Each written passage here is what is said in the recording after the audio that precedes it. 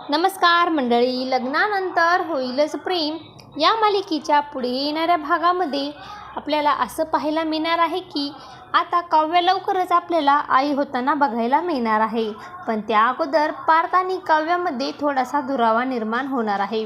म्हणजेच अनिशाने आता काव्याला सांगितल्यामुळे काव्या पुन्हा एकदा तिच्या करिअरवर फोकस करू लागते आणि काव्या पार्थला म्हणते की मी पुन्हा एकदा नव्याने आता कलेक्टरच्या परीक्षेसाठी तयारी करणार आणि काव्य तिच्या स्वप्नांकडे जाणारच असते की पार्थ आनंदाची बातमी देतो की काव्या आई होणार आहे. आणि तेच दुसरीकडे जीवा आणि नंदिनीसुद्धा बाळाचं स्वप्न पाहू लागतात. तर जीवा आणि नंदिनी आता त्यांच्या बाळाचं नाव देखील ठरवतात.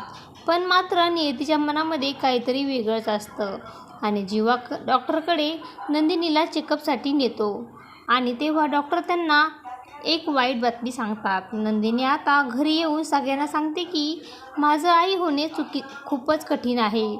पण पार्थ घरी येऊन सांगतो की काव्या लवकरच आई होणार आहे. तर स्वतःचं दुःख बाजूला ठेवून नंदिनी आणि जीवा काव्याच्या आनंदामध्ये सामील होतात. आपल्याला बघायला मिळणार आहे की प्रेग्नन्सीमुळे आता काव्याच्या कलेक्टर होण्याच्या स्वप्नाला आता पूर्णविराम लागणार आहे आणि असं काही आपल्याला या भागामध्ये पाहायला मिळणार आहे. अशाच मालिकेचे नवनवीन अपडेट पाहण्यासाठी आपल्या चॅनलला लाईक करा, शेअर करा आणि सबस्क्राईब करायला विसरू नका. धन्यवाद.